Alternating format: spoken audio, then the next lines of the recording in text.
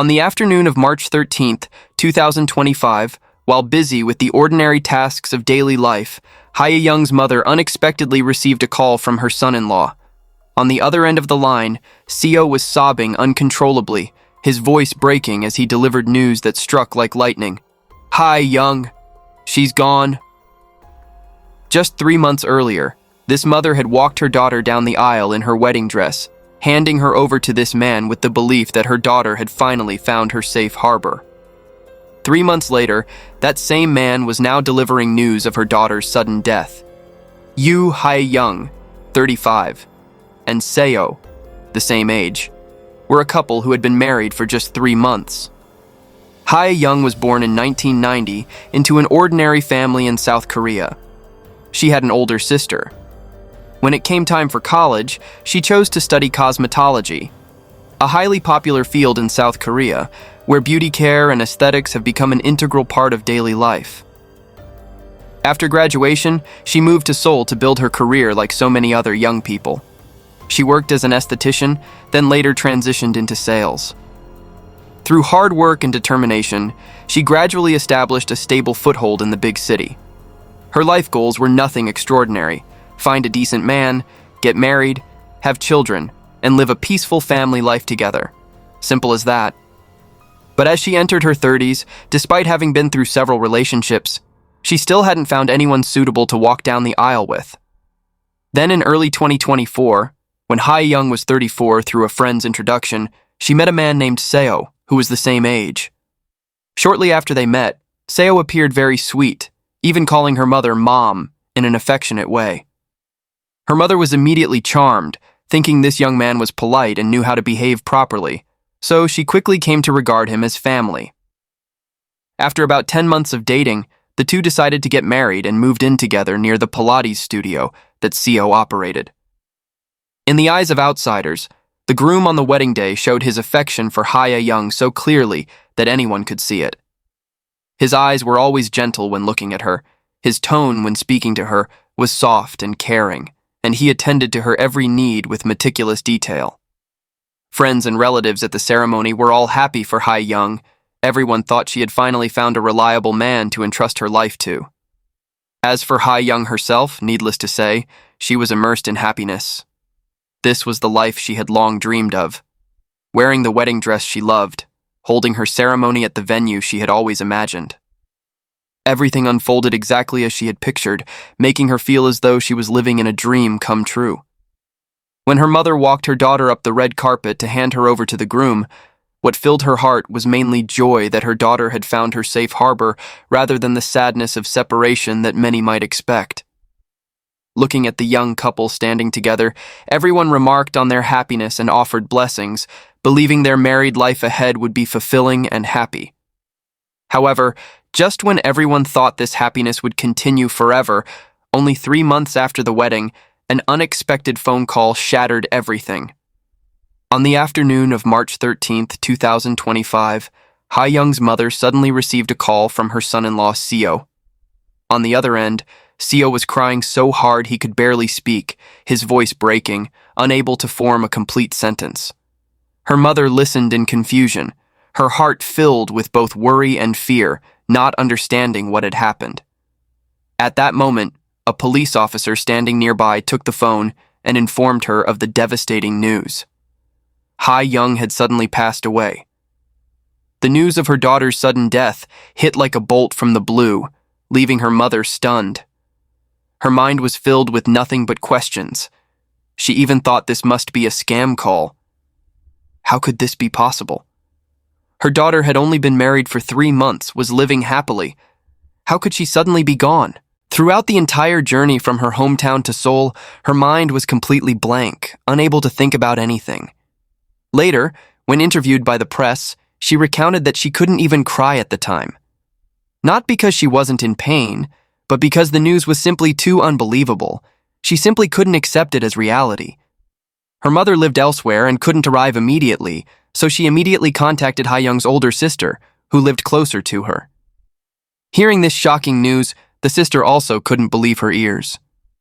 Just the night before, she'd been chatting happily with her younger sister and brother-in-law Seo until late into the night before parting ways. The three of them had laughed and talked cheerfully, with nothing unusual at all. Yet less than a day later, news came that her sister had died. How could this be possible?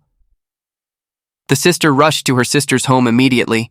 As soon as she stepped inside, she saw her brother-in-law Seo sitting dazed in the living room, looking as though he had lost his soul, his expression confused and bewildered. The sister rushed to his side, urgently asking what on earth had happened to her sister. But Seo just sat there with a blank expression, his mouth repeating the words, "I don't know, I don't know." Only under the sister's urgent and anxious questioning did he begin to haltingly recount what he had witnessed. According to Seo's account, after they both arrived home in the early morning hours, Hye-young washed her face and went to the bedroom first. Because his wife suffered from insomnia, Seo didn't want to disturb her rest, so he deliberately stayed on the living room sofa for a while. Only when he was certain she had fallen asleep did he quietly enter the bedroom so as not to wake her. The next morning, Seo went out to work as usual. Normally around noon, Hye-young would call him, and the couple would chat briefly before starting their day. But that day, Seo waited and waited, but his wife never called. He tried calling her, but no one answered. He called a second time, a third time, still nothing. Seo began to worry and rushed home. When he opened the bedroom door, he found Hye-young still lying on the bed, but completely motionless, with no signs of life whatsoever. After hearing Seo's story, Hye-young's sister simply couldn't believe it. She knew her younger sister was someone who took her health very seriously. Normally, if Hye-young felt even slightly unwell, she would immediately go see a doctor, never taking chances. She was also very diligent and thorough about regular health checkups. How could a young, healthy person like her sister suddenly die from illness? This was something the sister simply couldn't understand. During the initial examination at the scene, police discovered a bruise on the upper left side of Hye-young's lip, and there was also a faint red mark on her neck. These suspicious marks immediately put police on alert. This didn't look like a natural death from illness. The case potentially involved violence, possibly even murder. To determine the actual cause of death, police requested an autopsy, and Seo agreed to this request. When she was able to see her daughter's body, what worried Hye-young's mother most at that moment wasn't herself, but her son-in-law Seo. She saw him pacing back and forth restlessly outside the room where the body lay, his expression dazed, looking like someone who had lost his soul. She worried that Seo might do something rash out of overwhelming grief over his wife's sudden death. So, throughout the time before the memorial altar was set up, Hye-young's family stayed constantly by Seo's side to comfort him. The next day, after Hye-young's memorial altar was properly arranged, Seo, as the chief mourner, began preparing to receive friends and relatives who came to pay their respects. But at that moment, unexpected visitors appeared. Several detectives walked in, called Seo aside, and exchanged a few brief words with him. Immediately after, before the stunned eyes of everyone present, Seo was arrested on suspicion of murdering Hye-young. As it turned out, the autopsy results had come in. According to the forensic conclusion, Hye-young's cause of death was asphyxiation due to strong external pressure applied to her neck. In other words, she had been strangled to death. Additionally, when examining the scene, police found no signs of forced entry from outside. The door locks were intact, with no traces of breaking in or intrusion. This meant the killer could only be someone inside the home, and Seo was the only suspect. Although Seo kept telling his in-laws that he was wrongly accused before being led away, even bowing deeply before them as if to express his sincerity, Hye-young's mother happened to notice a detail she could never forget. At the very moment Seo was being led away by police, the corner of his mouth slightly turned up, briefly revealing an expression that looked like a smile. That image has haunted her mind ever since. After conducting initial investigations, police began reconstructing the specific timeline before and after the incident. In this process, several suspicious details gradually emerged. On March 12, 2025, the day before the incident, Hye-young had a pleasant gathering with her husband Seo, her sister, and her sister's friend. At that time, Hye-young's face was completely normal, with no wounds or bruises whatsoever. She only complained that because she was on her period, she felt a bit tired, nothing else unusual. But Seo that day exhibited behavior different from his usual self. Normally, he was rather introverted, quiet, not the type to be outgoing or initiate conversations. Yet that day he was unusually lively, enthusiastically raising toasts and inviting everyone to drink, laughing and talking much more than usual. After several rounds of drinks, the atmosphere at the gathering grew increasingly festive, and everyone was having such a good time that the party continued until dawn the next morning before breaking up. Around 3:10 a.m., Hye-young called a car to take her sister home, as her sister had gotten quite drunk. Surveillance cameras recorded that Seo's car arrived at the apartment complex parking lot about 20 minutes later. After arriving home around 4 a.m., Hye-young sent her sister a message. The content both scolded her sister for getting too drunk, while also asking if she had gotten home safely. This was the last message Hye-young ever sent before her death. Around 10 a.m. that same day, cameras continued to record Seo driving away from home alone. According to Seo's earlier statement to police, when he left for work, Hye-young was still sleeping soundly at home, and he didn't want to wake her, so he just let her continue sleeping. But notably, this statement completely contradicted what police discovered through investigation. When police went to the Pilates studio that Seo operated to verify his story, the staff there said that Seo hadn't come to work that morning at all. He didn't appear at the studio and wasn't there to manage operations as usual. It wasn't until 1:30 p.m. that he finally contacted staff by phone and transferred their wages. So where had Seo been, and what had he been doing throughout that morning until afternoon? After leaving home, Seo called Hye-young a total of 4 times, but none of the calls were answered. At 2:10 p.m., cameras recorded Seo's car returning home. About 15 minutes later, at 2:25 p.m., Seo called police to report that his wife had suddenly died. When emergency responders arrived, Hye-young's body was already completely stiff. Clearly, she had been dead for a long time, not recently. Based on the condition of the body and forensic indicators, experts estimated her time of death to be approximately 7 to 9 hours before discovery. This meant that by the time Seo left home around 10 a.m., Hye-young was in fact already dead. When Seo walked out that door, his wife wasn't sleeping soundly as he claimed. She was already a corpse. Thus, from the time Hye-young sent her last message to her sister at 4 a.m. until Seo drove away at 10 a.m., there was a 6-hour gap. What exactly happened during those 6 hours? This became the focus of the police investigation. Hye-young had a beloved dog that had been with her for 15 years. To conveniently care for and monitor the dog when she wasn't home, she had installed surveillance cameras inside the apartment. These cameras covered most of the living room and bedroom areas. Nearly all activity inside the home would be recorded. If these cameras had been working normally, they would very likely have recorded everything that happened that night, recorded the truth about Hye-young's death. This should have been the most crucial evidence to solve the case. But when police checked, they discovered the memory card storing the camera data had disappeared. All video from that night had not been saved. Not a single image remained. Even stranger, when police examined Hye-young's phone, they found that the app used to remotely view the cameras had been completely deleted, and the SIM card in her phone had also vanished without a trace. All of this pointed in one direction. Someone had deliberately destroyed the evidence. Theoretically speaking, even if video files in the cameras had been deleted, surveillance data might still be stored on the manufacturer's cloud servers. This was the last hope for recovering crucial evidence. However, police did not disclose whether they had found this data through professional technical measures. Everything remained unknown. Meanwhile, a Korean media outlet took initiative in the investigation. They contacted the surveillance equipment manufacturer directly to ask about the possibility of recovering deleted video.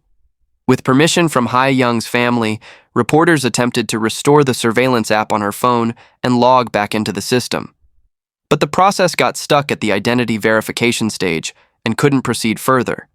The manufacturer explained that to reset the app and access cloud data, the system required verification through the registered phone number. If Hye-young's phone number had been canceled or deactivated, recovering access would be virtually impossible. This was a dead end. During the investigation, police went door to door interviewing residents of the same apartment building, hoping someone had heard or seen something unusual on the night of the incident. And from a neighbor living on the floor below Hye-young's apartment, police obtained a crucial lead. This neighbor recalled that around 5 a.m. on March 13th, he was awakened by unusual sounds coming from the floor above.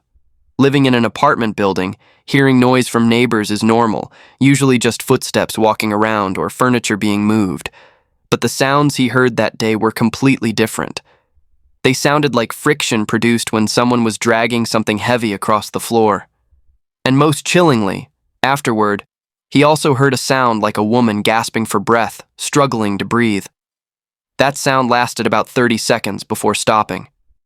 During interrogation at the police station, Seo initially firmly denied all murder accusations.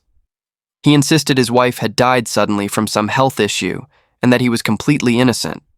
But when police presented the autopsy results showing Hye-young died from asphyxiation due to strangulation, along with the neighbor's testimony about the unusual sounds and a woman's gasping breaths at 5 a.m., Seo had no room left to deny. Finally, he admitted that he was the one who had killed Hye-young. According to Seo's confession, after the couple arrived home around 3:30 a.m., they got into an argument. The cause was something trivial, but during the argument, Seo recalled what he perceived as Hye-young's dismissive attitude toward him and his family all along. Accumulated resentments combined with alcohol in his system caused him to lose control. In a fit of impulse, he went into the bedroom and killed Hye-young while she was sound asleep, but Hye-young's family didn't believe this confession at all. They felt the story of impulsive killing while drunk that he told was just an excuse to reduce his sentence. The reason for their suspicion was clear. Autopsy results showed Hye-young's body contained components of sleeping pills. This was extremely abnormal. Those close to Hye-young all knew she was someone very careful and attentive to her health. She absolutely was not the type of person who would take sleeping pills after drinking alcohol. This is dangerous behavior that anyone with basic health knowledge knows to avoid. There was no way Hye-young would have done this herself. Therefore, Hye-young's family strongly suspected this was not an impulsive killing at all, as Seo claimed. They believed the truth was far darker. Seo had planned this in advance, secretly giving Hye-young sleeping pills without her knowledge, then patiently waiting until she fell into deep sleep before killing her. If true, this was a premeditated and carefully calculated murder. During subsequent interrogation, Seo finally revealed the real reason for the argument on the night of the murder. As it turned out, after they got home, Seo demanded sex, but Hye-young refused. It was this rejection that enraged him. Hye-young's sister later confirmed that the couple did indeed have conflicts over intimacy, and she revealed a detail that made listeners shudder. At the funeral home, while moving Hye-young's body, Seo had said directly in front of her sister that he had very strong sexual desires, but his wife always refused, which he couldn't accept. What was frightening was that when saying these words, Seo appeared completely calm, his tone as if recounting someone else's story, seemingly oblivious to the fact that his wife's body was lying right beside him. That cold indifference made Hye-young's sister feel chills down her spine. Furthermore, one thing must be made clear. On the day Hye-young died, she was on her period. The previous evening, when gathering with her sister, she had complained about feeling tired because of it.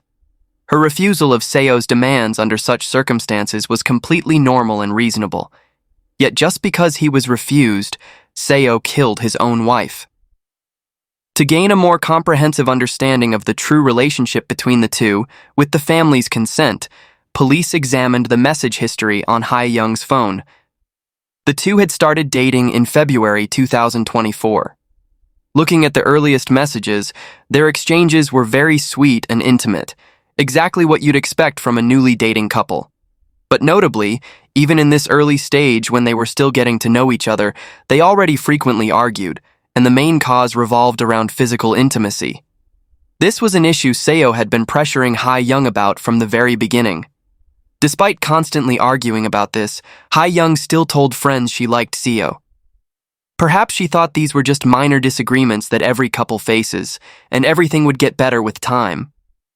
But reality didn't match her hopes.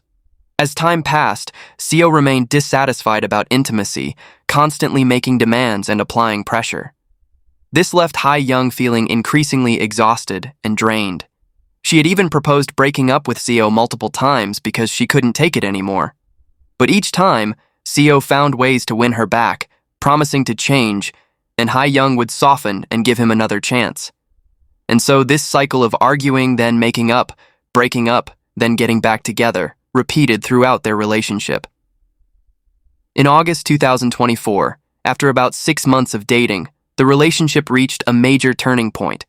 Hye-young discovered she was pregnant. Hye-young had always longed to be a mother, to have a child of her own. So when she learned she was pregnant, she was overjoyed. To her, this was like a gift from heaven. She immediately decided to marry Seo so they could build a family together and welcome their first child. When Seo heard the news, he also appeared very happy, and the two began actively preparing for the upcoming wedding. Before learning she was pregnant, the two had planned a trip abroad. Now with a baby on the way, Hye-young was very cautious and specifically consulted her obstetrician about whether she should go or not. The doctor said that traveling to nearby places without too much strain wouldn't be a problem, the baby would be safe. Reassured by the doctor's advice, Hye-young went ahead with the trip as planned with Seo. However, not long after returning from the trip, misfortune struck. Hye-young miscarried. The child she had been hoping for was not meant to be. After Hye-young's miscarriage, Seo both comforted her and showed remorse for his behavior. Because during the trip, Seo had repeatedly demanded sex from Hye-young. At that time, Hye-young's body had already begun showing signs of light bleeding. She worried that intercourse would affect the baby in her womb and refused Seo's demands. The two had a big fight over this, but ultimately, Hye-young couldn't resist Seo's persistent demands. She reluctantly agreed to have sex with him, and the tragic miscarriage that followed was very likely the consequence of this. A month after the miscarriage, Hye-young's bleeding still hadn't stopped. She felt something was wrong and went to another hospital for a more thorough examination. The diagnosis left her frozen, an ectopic pregnancy. To put it simply, a normal pregnancy is when a fertilized egg moves into the uterus and develops there.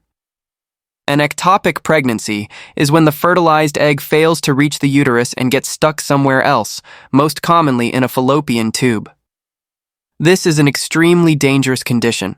An embryo in this position cannot develop normally at all, and as the embryo grows, it will cause the fallopian tube to rupture, causing massive hemorrhaging that can even be life-threatening.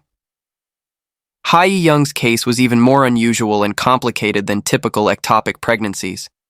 She had been carrying twins, 2 embryos at once, but the problem was that one embryo was in the correct position inside the uterus, while the other was in a fallopian tube.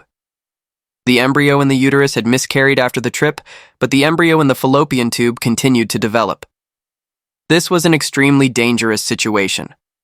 Hye-young had no other choice. She had to go back on the operating table to have one fallopian tube removed, saving her own life. In just a short time, Hye-young had endured the pain of losing her child, and then had to go through surgery to have part of her body removed. Both physically and mentally, she was completely exhausted. Yet not long after the surgery, while Hye-young's wounds hadn't even fully healed, the two had another violent argument. The cause was the same old issue. Seo again demanded sex. Hye-young refused because her body hadn't recovered, and her surgical incision still hurt.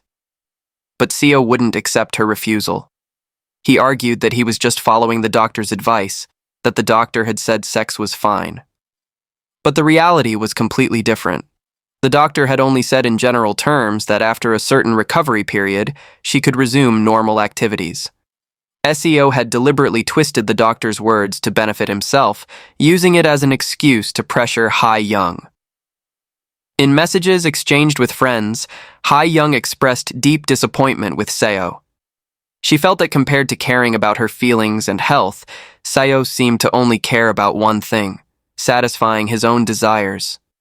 She had just lost her baby, had just gone through painful surgery, yet all he could think about was that. Hye-young gradually realized the man she had chosen might not be the person she had imagined. Just over 2 months after getting married on February 19th, 2025, Hye-young formally proposed divorce to Seo for the first time. She had had enough and didn't want to continue this marriage anymore. This decision completely infuriated Seo.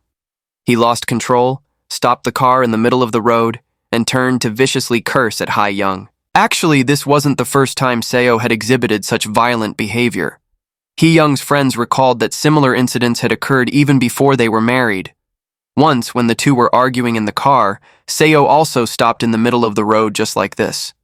That time, he didn't just curse at Hye-young, he grabbed and tore at her clothes, even threatening her. These signs of violence had appeared long ago, but Hye-young still chose to stay. Although on the day of the murder, Hye-young's refusal of sex may have been the direct cause of their argument, police believed this was more like the fuse rather than Seo's actual motive for the crime. Behind this case lay much deeper issues.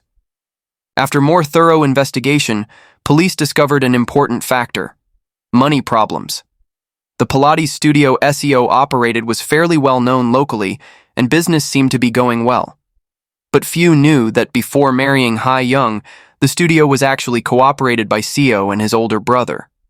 However, Seo was only the manager in name. The real decision-making power lay with his brother.